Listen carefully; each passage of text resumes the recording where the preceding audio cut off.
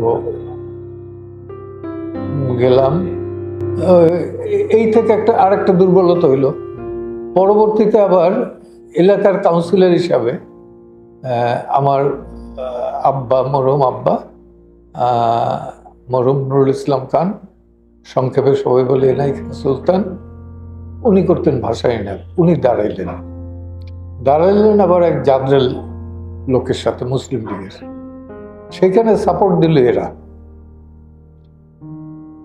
দেয় আব্বা বেশ ভালো ভোটের ডিফারেন্সে তাকে ডিফিট দিয়ে ওইটার বলতো তখন কমিশনার না বোধহয় কি একটা বলতো, মানে ওয়ার্ডের তারা ছিল,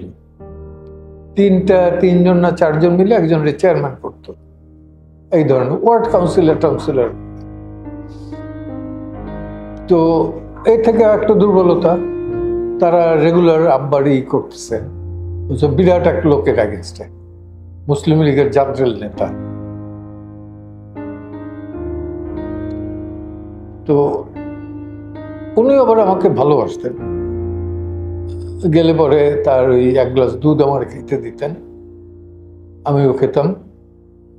এইটা ছিল আন্তরিকতাটুকু।